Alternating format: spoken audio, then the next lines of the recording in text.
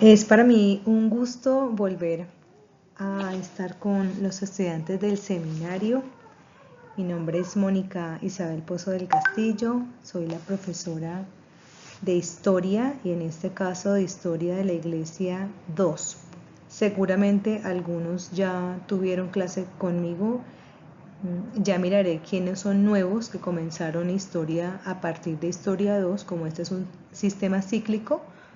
No hay dificultad en comenzar por Historia 2 o por Historia 3. En este semestre vamos a ver dos historias, Historia 2 e Historia 3. Recordemos que Historia 1 es una historia maravillosa que nos enseña acerca del inicio de la Iglesia. La roca que es nuestro Señor Jesucristo, sobre la cual se funda la Iglesia, una declaración que el Señor Jesús hizo mucho antes de que fuera la cruz. Creo que sus discípulos no lo habían entendido, pero cuando su obra en la cruz fue consumada, cuando Él regresó, cuando ascendió, los discípulos le comenzaron a ver sentido a todo lo que Él les había dicho.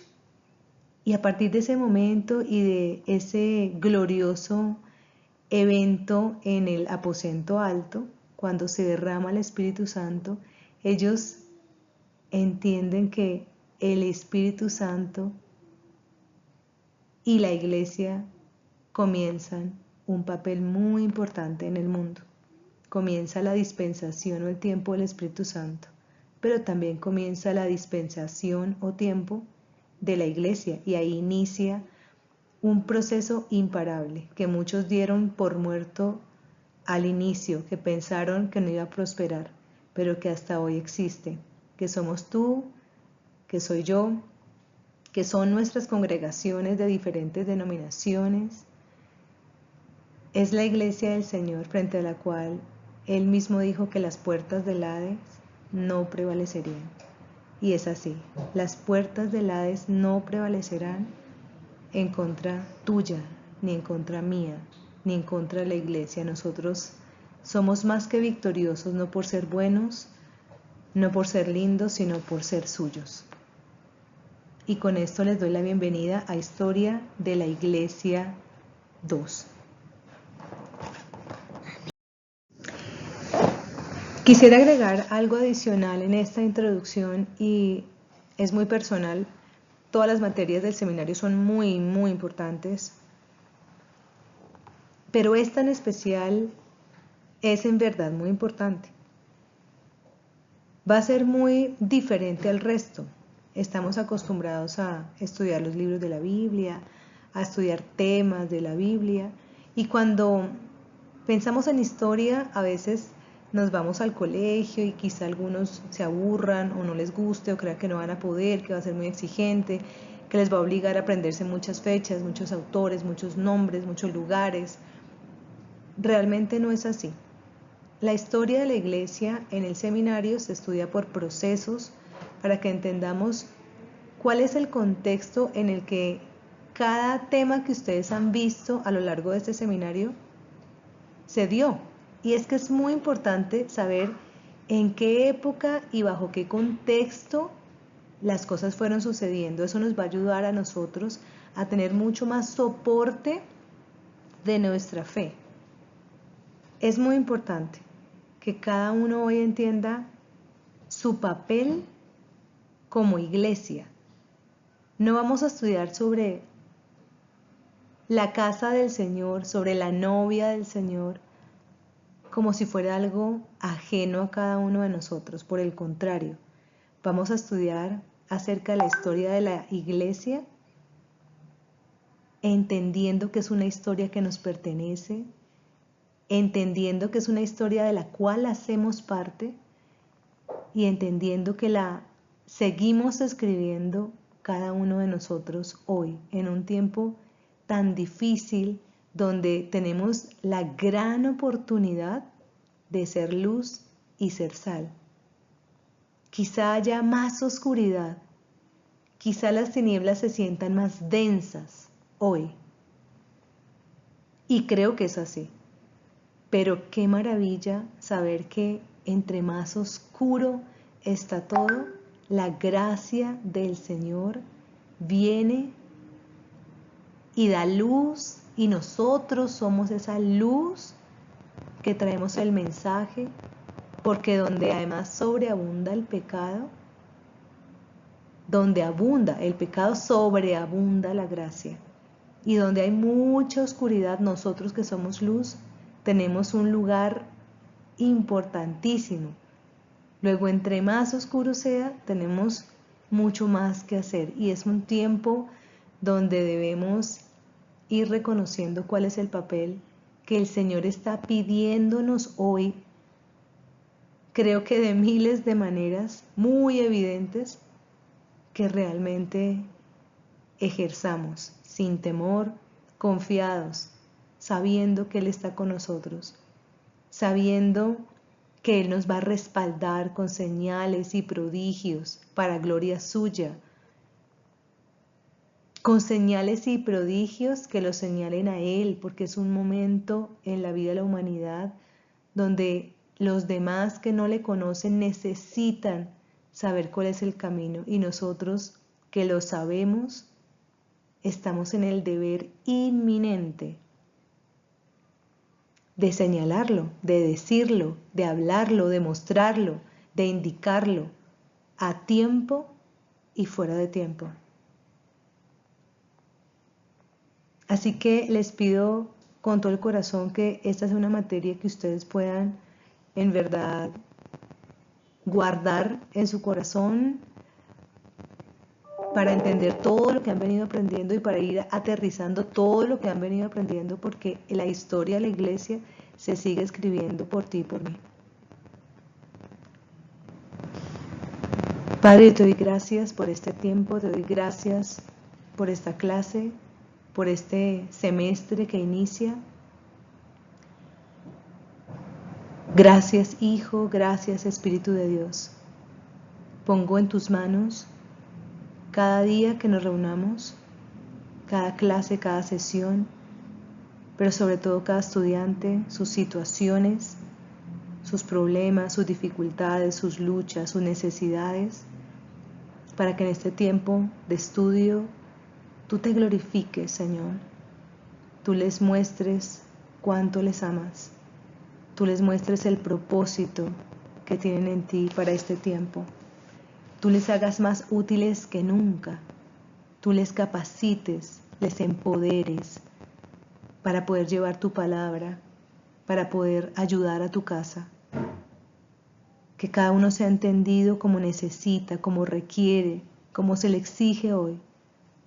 Te lo pido en el nombre de Jesús y te doy gracias por este tiempo. Sé que tú abrirás nuestros ojos, que romperás nuestros moldes y estamos dispuestos a que lo hagas, a que nos ayudes a vivir este tiempo con sabiduría, con misericordia, redimiendo cada instante, aprovechándolo. Te damos gracias por esta clase, por el seminario, por la iglesia, por las autoridades que tú has puesto en cada una de las iglesias. Gracias porque hoy volvemos a comenzar. En el nombre de Jesús. Amén.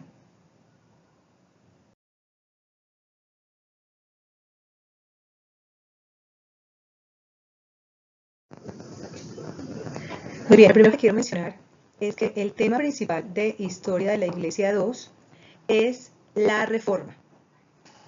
La Reforma. Todo lo que vamos a ver es alrededor de la Reforma. Entonces, el primer tema para llegar a la Reforma va a ser el contexto. Es necesario que sepamos qué pasaba, qué rodeaba todos los acontecimientos que vamos a estar estudiando hasta llegar a la Reforma. Luego vamos a mirar los antecedentes, cosas que pueden parecernos pequeñitas, pero que el Señor comenzó a usar para llegar hasta la Reforma. Esas situaciones que dieron lugar más adelante a la Reforma. Pasaremos a un tercer tema, que son los intentos de reforma, porque en este tema de la reforma hubo intentos y personajes muy valiosos que siguieron haciendo el camino para que la reforma se pudiera dar. El cuarto tema es la reforma, que es el tema central, y terminaremos con lo que sucedió después de la reforma. Este es el temario de Historia de la Iglesia 2. Vamos a iniciar en esta ocasión con el primer tema que les mencioné, el contexto. Y ustedes aquí pueden ver en su diapositiva los subtemas dentro de este gran tema que es el contexto. Entonces vamos a iniciar con el barbarismo, a un fenómeno que también se le puede llamar grandes migraciones o invasiones bárbaras. El segundo tema es el feudalismo.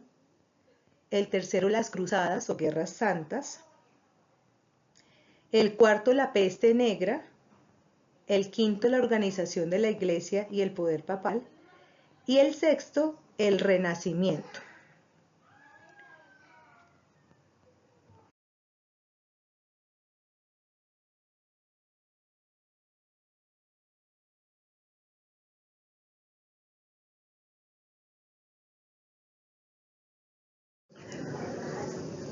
Vamos entonces a comenzar con el primer subtema, el barbarismo o grandes migraciones o también invasiones bárbaras. Es una época de grandes movimientos poblacionales. Los grandes movimientos siempre se han dado en la humanidad y se dan por diferentes razones, por un tema económico, un tema de violencia, un tema de destierro. Son diferentes motivaciones las que llevan a la gente y a los pueblos a ir de un lugar a otro, a moverse de un lugar a otro. Aquí hay un gran movimiento que se da entre el siglo III y el siglo VIII después de Cristo en Europa y que marca la transición entre la historia antigua y la Edad Media. Ellos, los bárbaros, comenzaron a invadir Europa, especialmente Italia, donde estaba el Imperio Romano de Occidente. Acuérdense que el Imperio Romano de Oriente tenía su capital en Constantinopla, lo que antes era Bizancio. Pero el Imperio Romano de Occidente, por supuesto, estaba en Roma, así que era muy importante el lugar físico y muchos querían llegar allí porque querían encontrar mejores oportunidades. El Imperio Romano, aunque ya estaba decayendo, representaba una mejor oportunidad para muchos. Hay varias fases en este proceso de invasiones al Imperio Romano, pero los protagonistas son los pueblos germánicos. Mientras que al final, ya en el siglo VI, los protagonistas fueron los vikingos y los musulmanes. ¿Por qué se le dio el nombre de bárbaros? Bueno, lo que he leído es que este pueblo de bárbaros, ese nombre de bárbaros, hacía alusión a cómo los romanos entendían cómo hablaban los demás, los extranjeros. Les sonaba de esa manera, así que les pusieron el nombre de bárbaros. Pero no era que tuvieran un palo y que fueran a agarrar a golpes a todo el mundo, no. Era simplemente la denominación que los romanos le dieron a todos los pueblos extranjeros de las regiones fronterizas del Imperio Romano, que, valga decir también, comenzaron a incursionar en el Imperio Romano de manera pacífica y solo al final fue de manera violenta. Hay tres grupos que se destacan dentro de los invasores de este Imperio Romano. El primer grupo es la cultura turco-mongola. Dentro de esta cultura turco-mongola están los ávaros y los hunos. Dentro de la cultura eslava están los vendas, los sármatas, los alanos, y dentro de la cultura germánica están los godos, los francos, los vándalos, los burgundios. ¿Por qué pudieron entrar? porque habían disidencias internas en el Imperio Romano. El Imperio Romano, cuando comenzamos Historia 1, era un imperio totalmente diferente a este momento. Aquí ya está en decadencia el Imperio Romano de Occidente. Ya no hay un ejército tan fuerte, ya no hay carreteras que lleguen a todos los lugares. El imperio es vastísimo, su extensión es grandísima, ya no hay alimento en todos lados, los impuestos son altísimos, ya las cosas no funcionan como antes. Y esa debilidad en las fronteras se sintió al punto que le permitió a los pueblos extranjeros comenzar a incursionar en el Imperio Romano. Lograron penetrar lentamente entre el siglo I y el siglo IV las partes fronterizas, los límites, como lo que hoy sucede, por ejemplo, con los venezolanos, hasta que llegaron al interior del Imperio Romano y también se vieron empujados por otros pueblos que también quisieron incursionar, es decir, fueron varios tipos de pueblos. Les mencioné apenas tres: los de la cultura eslava, los de la cultura germánica y los de la cultura turco-mongola, pero todos querían entrar. Entonces al final sí hubo violencia entre estos pueblos y el Imperio Romano para poder llegar. Solamente por mencionarles, los pueblos germanos, en los pueblos germanos se destaca el pueblo godo, que estaba dividido entre visigodos en occidente y ostrogodos en oriente. Los francos, los suevos, los burgundios, los anglos, los sajones, los vándalos, los frisones, habían muchos pueblos germanos. Los vándalos, por ejemplo, estuvieron en las Galias, al igual que los francos, es decir, lo que hoy es Francia. Están los sajones, los anglos, que yo sé que algunos de estos grupos todavía los nombramos. Es un fenómeno el tema de las migraciones. El semestre pasado en Historia 1 tuvimos la oportunidad de mirar este fenómeno en la actualidad, porque es un fenómeno que no solamente se da en nuestro caso con los venezolanos, es un fenómeno que se dio en Estados Unidos con todo el pueblo latino, incluidos los colombianos. Es un fenómeno que se da en Europa con muchos pueblos musulmanes que por la violencia y por diferentes razones, porque no solamente es por temas de violencia, terminan migrando y moviéndose. Son grandes movimientos de gente que se van de un lugar a otro. Y no sé si tengamos la oportunidad de adentrarnos un poco en el tema de las invasiones actuales, de estas migraciones actuales, pero es importante que sepamos, para efectos de Historia 2 y de llegar a nuestro gran tema, que es la reforma, que esto es parte del contexto de lo que se va creando en la atmósfera hasta llegar a la reforma. Y es que en estos movimientos el Imperio Romano de Occidente, supremamente debilitado, ya comienza a mezclarse porque, por supuesto, llega otra gente con otras creencias, y la verdad es que los pueblos germanos, por ejemplo, fueron muy respetuosos de la cultura romana, al punto que adoptaron su idioma, el latín, y luego lo mezclaron con el de ellos hasta dar lugar a las lenguas romances. Pero más allá de decir esto, es que la cultura comienza a mezclarse y comienzan a crearse otras necesidades y otras creencias y otros aspectos en la vida y en la cotidianidad y en el mundo político y social y económico, que comienzan a cambiar a la gente, que comienzan a cambiar la cosmovisión de la gente. Así que resulta muy importante entender que porque esto es relevante como contexto para nuestro gran tema, que es la reforma.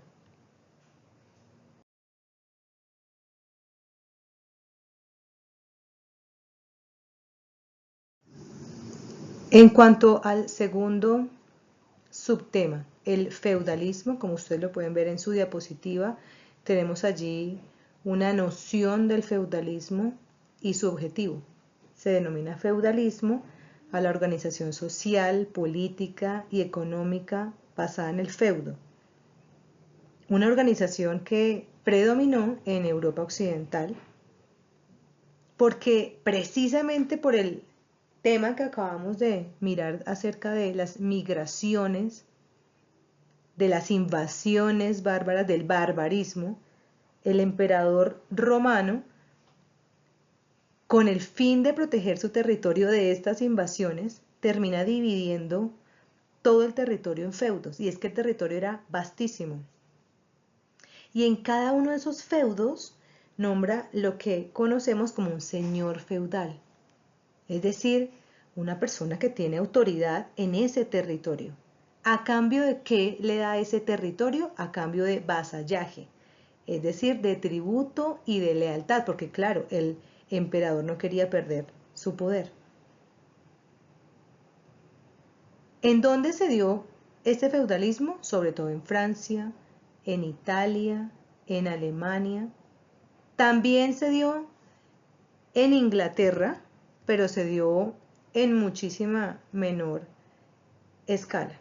Y es que estos señores feudales tenían no una poca autoridad, sino mucha autoridad. Podían nombrar los obispos, es decir, los pastores en su feudo. Lo que significa entonces que estos señores feudales se encargaban incluso de la parte espiritual de los feudos. Y esto fue lo que también generó que se pudieran comprar cargos eclesiásticos. ¿Por qué? Porque era una autoridad terrenal metida en un tema netamente espiritual. Fíjense que no es cualquier asunto, ¿no? Nosotros hoy tenemos las autoridades espirituales en la iglesia y nadie les dice nada. Piensen ustedes que Claudia López, que es la alcaldesa, terminara mandando en nuestras iglesias. Sería terrible. Bueno, esto de algún modo pasó también en el feudalismo. Se divide el territorio porque definitivamente el emperador no da para poder gobernar esto y con tal de no perder su poder termina dividiéndolo y dándoselo a unos señores feudales con una contraprestación, con tal de no, de frenar un poco este fenómeno de las invasiones y de ir perdiendo esta capacidad de controlar todo su territorio. Pero entonces en cada feudo comienzan a suceder unas situaciones muy particulares. Y es que les digo, el feudalismo es en verdad un sistema que de sistema tiene poco, pero fue supremamente estable, pero realmente comenzó a partir de un caos, del caos de las invasiones, sobre todo de las tribus germánicas, que metieron a Europa occidental en el siglo V en unas dificultades enormes. Un autor inglés describió la manera en la cual comenzó el feudalismo, les leo. Dice así: Europa occidental era una civilización hecha a pedazos, sin ley, sin administración, con las carreteras destrozadas y el sistema educativo desorganizado, pero todavía con un gran número de personas con ideas, costumbres y tradiciones civilizadas. Era un tiempo de confusión, de latrocinio, de crímenes impunes y de inseguridad generalizada. En el descompuesto imperio occidental de los siglos IV, V, VI, VII y VIII, los centros alrededor de los cuales se cristalizaban los acontecimientos eran caudillos bárbaros, aquí un obispo fuerte o un oficial romano que todavía reclamaba su posición. Aquí un terrateniente con posesión antigua y por allí un usurpador vigoroso del poder. Ningún hombre solo estaba seguro. Entonces era necesario que los hombres se uniesen con otros, preferiblemente con personas más fuertes. El hombre solitario escogió al más fuerte de su distrito y se hizo hombre de él. El hombre libre o el señorcito débil de un territorio insignificante se unió con un señor más poderoso. Entonces rápidamente seguía un proceso de cristalización política en el mar confuso y desaforado en que se había disuelto el imperio occidental. Estas asociaciones y alianzas naturales entre el protector y sus protegidos crecían rápidamente para formar un sistema, el feudalismo. Si se dan cuenta, esto nace en el caos. ¿Y cómo se desarrolla este sistema, si se quiera, entre comillas, del feudalismo? Porque no era una organización sistemática, no funcionaba igual en todos los feudos, no. Como lo acabo de leer, unos feudos se unían con otros porque eran más fuertes, nadie estaba seguro, funcionaba, pero al mismo tiempo no funcionaba de una manera universal o unificada o estandarizada, sino que tenía muchísimas variantes y usos. Llegó a tener algo de uniformidad en Inglaterra en el siglo XI y XII, fíjense, muy tarde, cuando en Inglaterra estaban los normandos. De hecho, un autor describe el feudalismo como confusión toscamente organizada. Pero a pesar de esta confusión toscamente organizada, fue extraordinariamente estable este, entre comillas, repito, sistema del feudalismo. A pesar de esa falta de uniformidad, era extraordinariamente estable. Y dividió a Europa Occidental en pequeñas parcelas, para que lo entendamos mejor, independientes y capaces de defenderse cada una de las invasiones y de autoabastecerse. Fíjense que era de verdad un riesgo enorme del emperador dividir su territorio, porque era el riesgo de perderlo con estos señores feudales. Pero él prefirió tomar ese riesgo antes que darle lugar completamente a las invasiones bárbaras, es decir, antes de que definitivamente los bárbaros entraran como sin ningún límite ni ninguna oposición. Como resultado natural, se debilitó el poder de los monarcas, pues claro, porque finalmente estaban dando su territorio. Y además tenían que enfrentarse a un número de nobles y señores que cada vez se iban fortaleciendo un poquito más.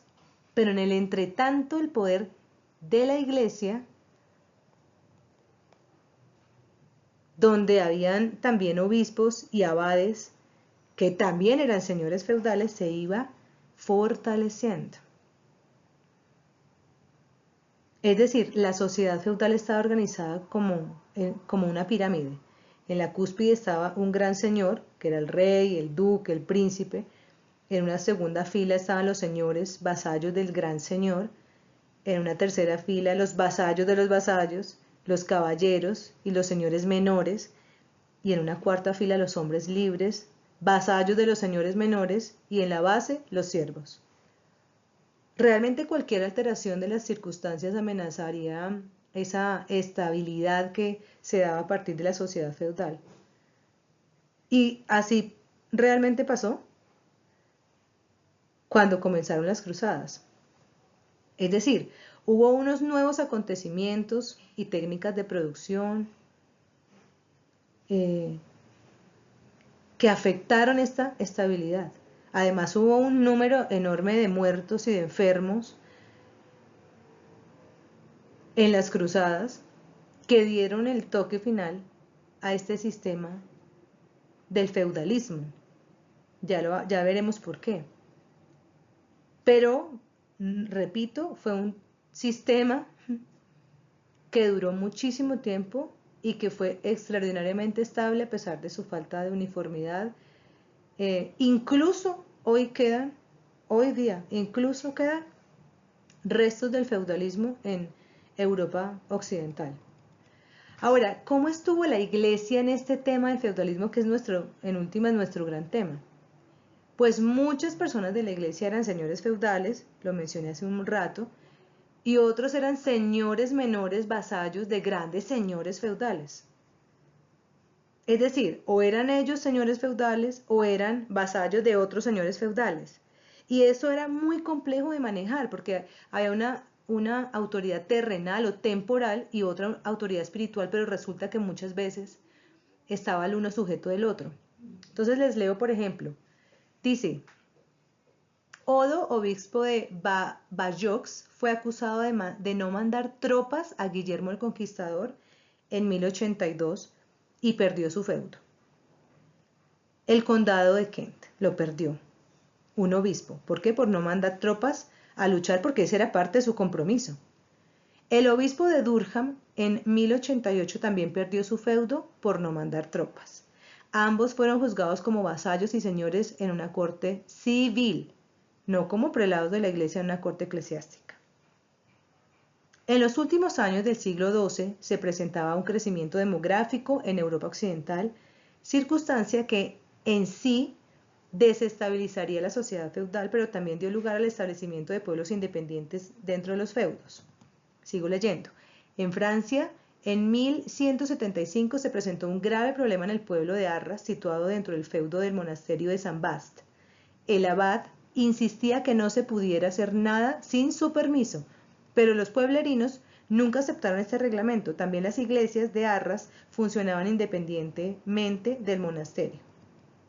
Fíjense que todos los que estaban en la iglesia, los prelados, los que estaban en la iglesia, abades, obispos, no estaban todos de acuerdo con el sistema.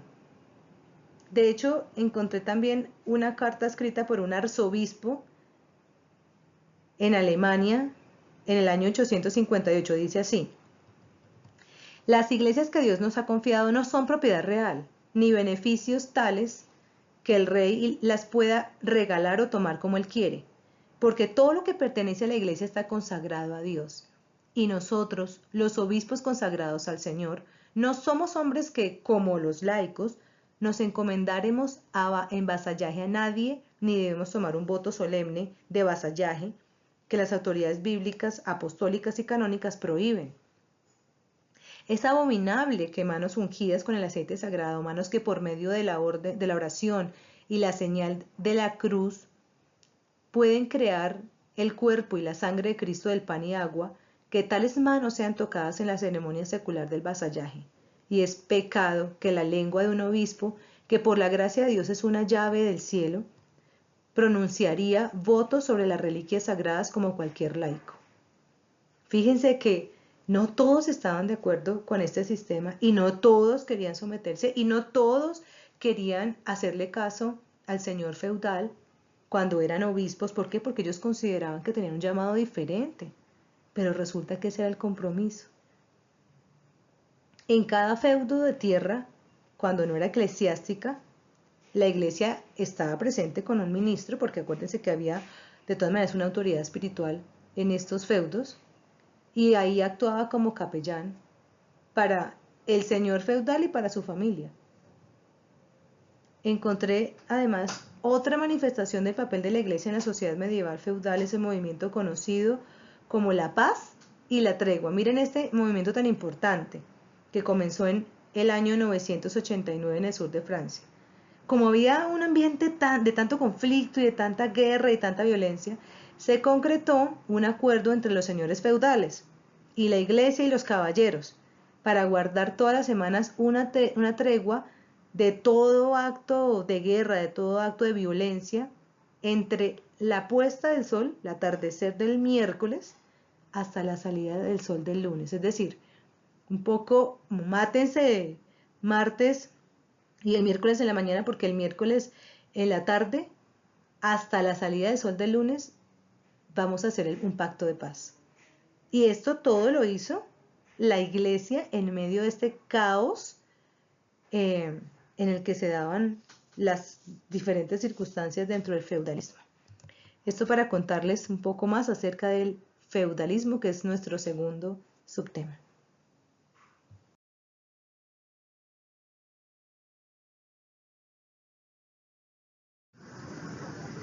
Entramos en el tercer subtema, que son las cruzadas o guerras santas. Jerusalén cae en manos de los musulmanes en el año 638. Por su lado, Siria y Palestina caen en el 640, 2 años después. Los musulmanes realmente no perseguían a los cristianos, aunque muchos cristianos se hicieron musulmanes para evitar un pago de tributo. Pero resulta que tanto para los cristianos como para los judíos, Jerusalén era una ciudad sagrada, una ciudad importante, y hacían peregrinajes a los lugares donde Jesús y los profetas habían estado.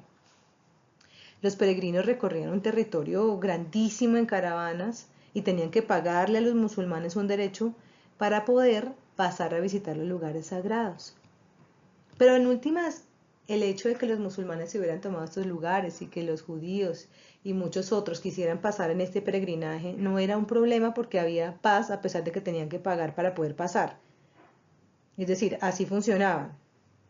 Todos quedaban contentos. La situación difícil surgió cuando los turcos selyúcidas, que era un pueblo mongol en el año 1000, conquistaron gran parte de Asia Menor y se establecieron y se hicieron musulmanes, porque resulta que los musulmanes, digamos que por regla, son pacíficos, pero estos turcos selyúcidas, cuando se hacen musulmanes, ellos tenían unas costumbres diferentes, eran violentos, fueron los que dieron su nombre a la región que hoy es Turquía. Entonces, cuando ellos conquistan Palestina y se toman Jerusalén en el año 1077, ellos ya no lo hacen de manera tan civilizada como antes, sino que, como los otros, mejor dicho, sino que lo hacen de manera ya violenta. Los turcos atacaban a todas las caravanas cristianas para robarlos y para matar a los peregrinos. Entonces fíjense que ya acá la cosa cambia, la situación ya cambia. Muchos documentos de la época hablan de peregrinos que esperaban morir en Jerusalén, es decir, les parecía un honor que en el peregrinaje a los lugares sagrados en Jerusalén terminaran muriendo. Y es que era muy común, ¿por qué? Porque estos turcos los atacaban en medio de la caravana del peregrinaje.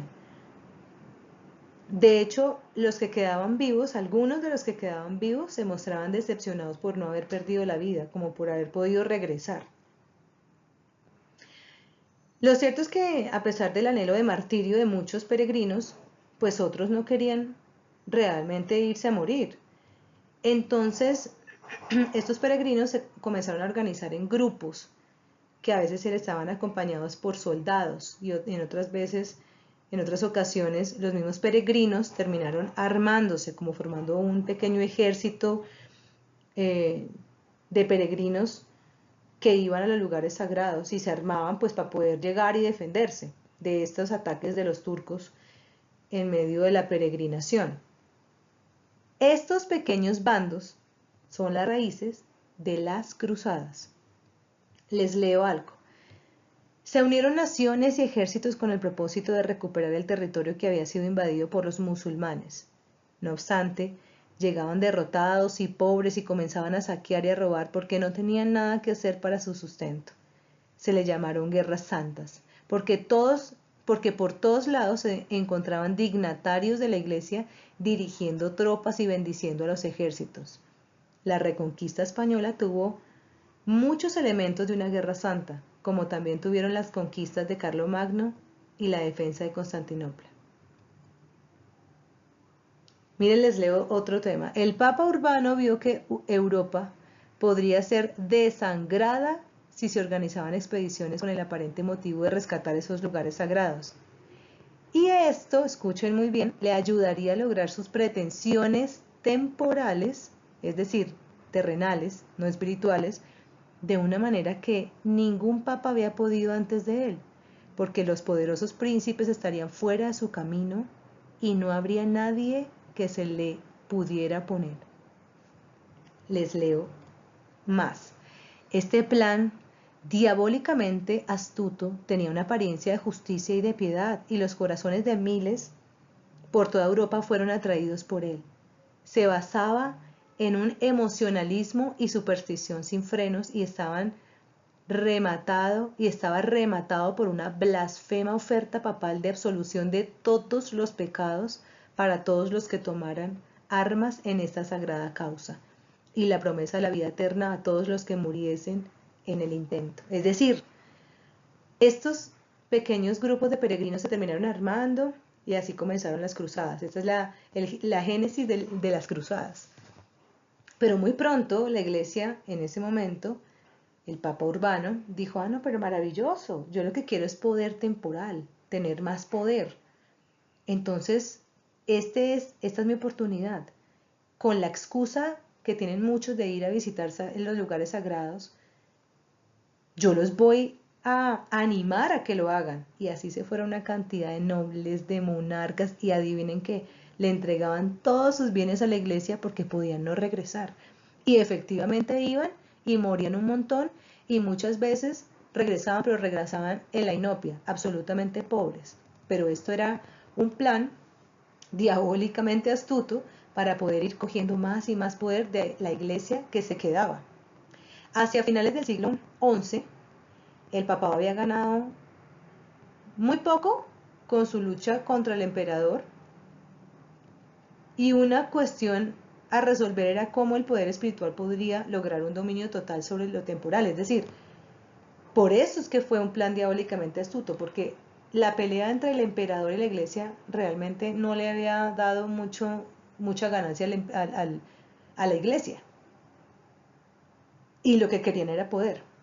Y escuchen, las 8 cruzadas que constituyen las guerras santas, 8, se extendieron por todo el siglo XII y gran parte del XIII, aunque totalmente fallidas por lo que respecta al propósito para el cual fueron instigadas, es decir, ir a recuperar los lugares sagrados. Para eso no sirvieron.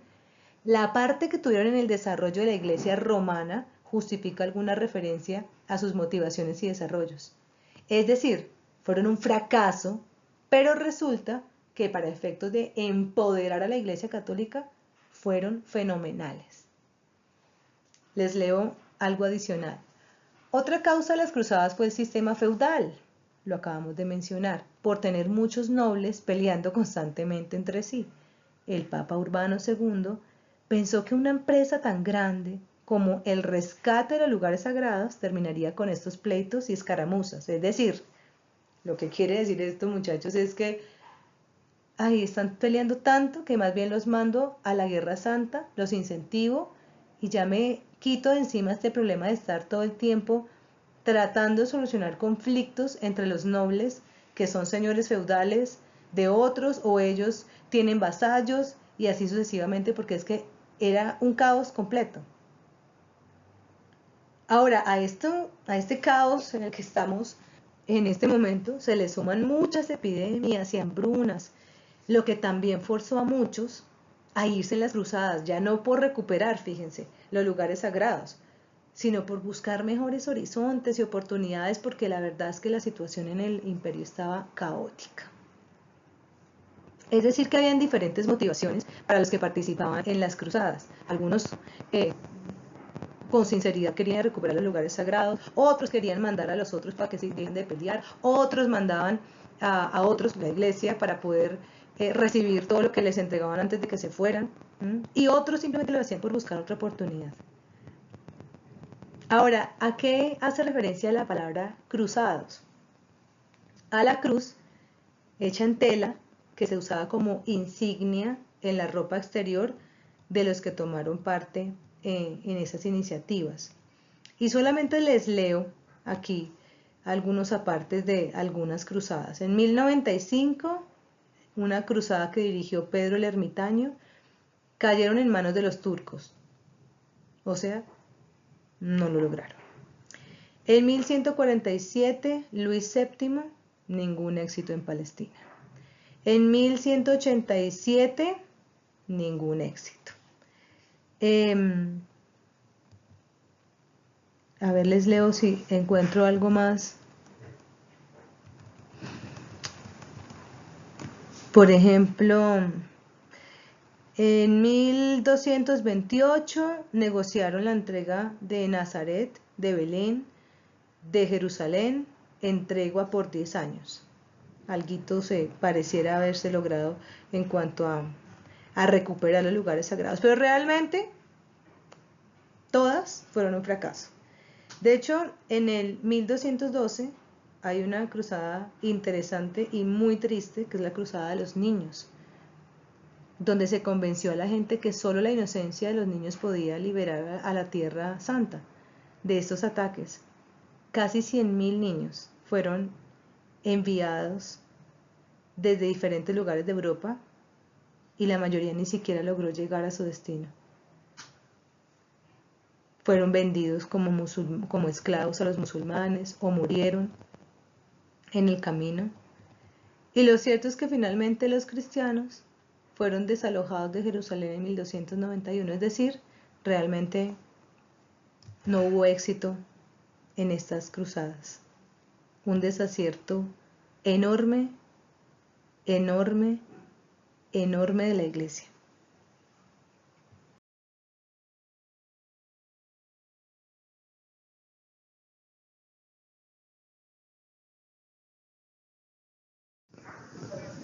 Veamos entonces algunos resultados de las cruzadas.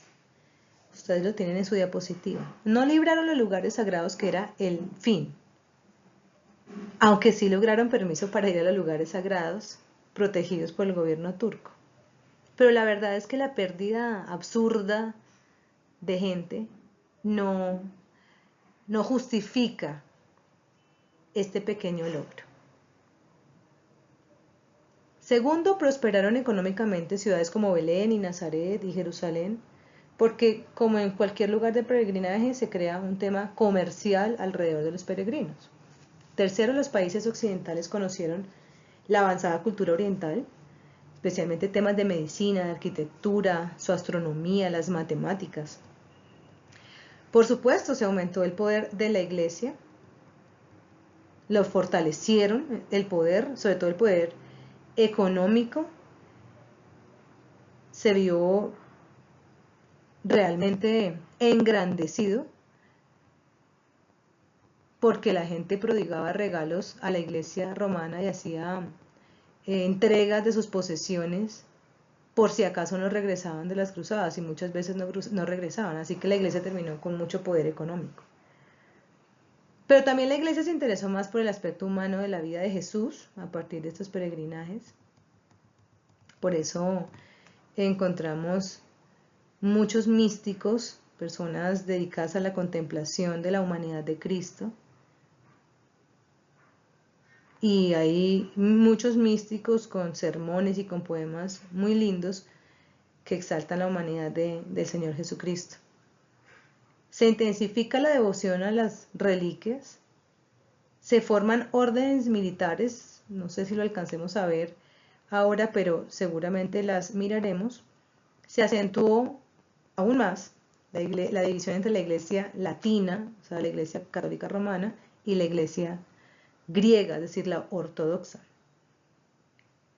Las cruzadas terminaron con el sistema feudal en casi toda Europa occidental. Ahí ya se termina, se acaba por fin.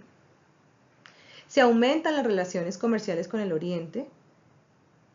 Ciudades como Venecia, como Génova, otras ciudades italianas terminaron con un poder muy grande comercial, mercantil y marítimo con Oriente.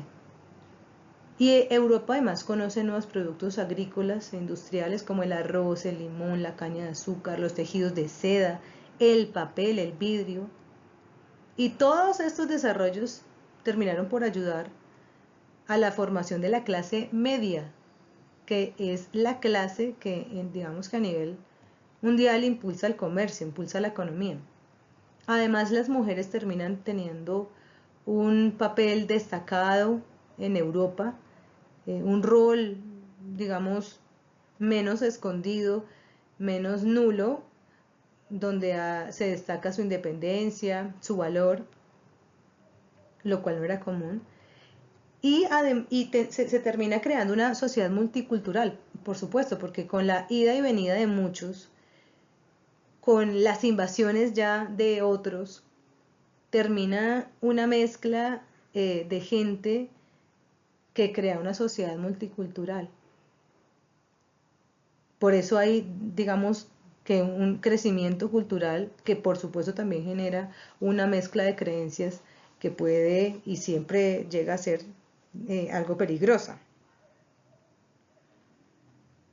Es decir, muchos intereses motivaron ese expansionismo de la nobleza feudal, el control de comercio de Asia, el afán hegemónico del Papa. Miren que fueron diferentes causas, ¿no?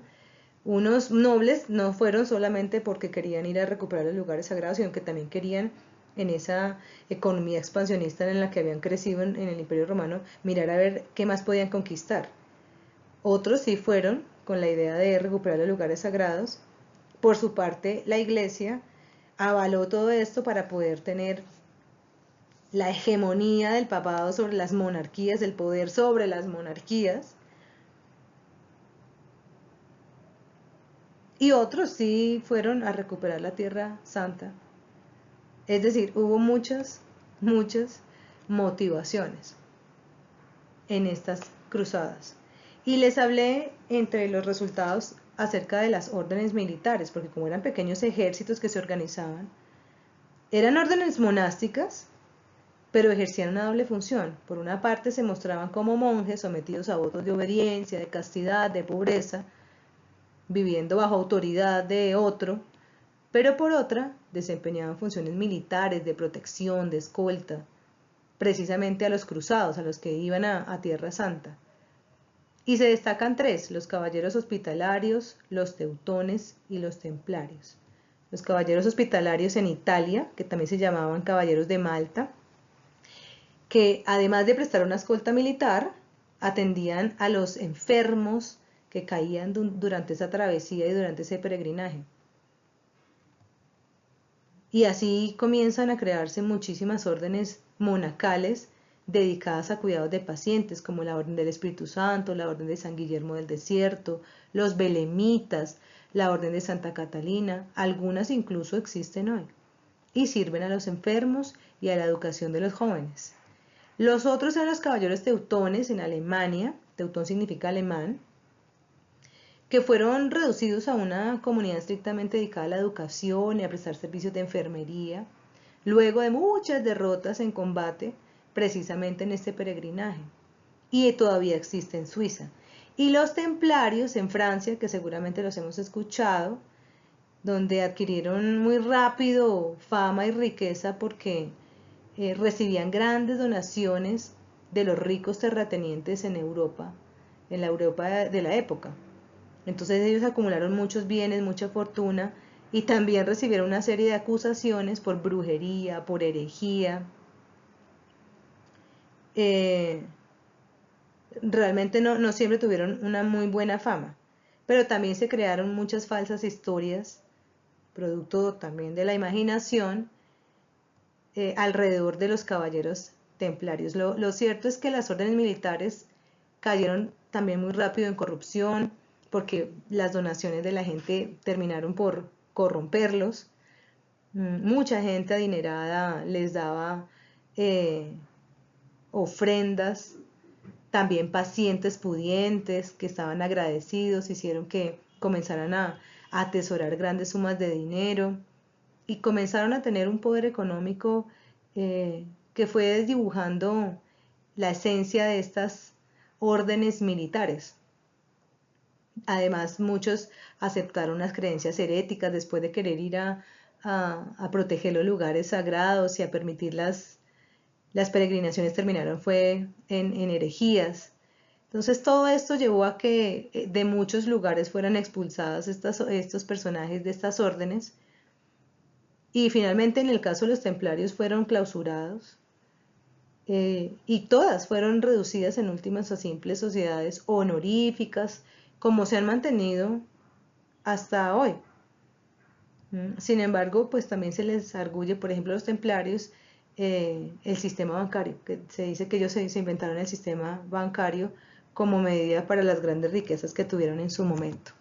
Esto frente a los resultados de nuestro tercer subtema, que son las cruzadas o guerras santas.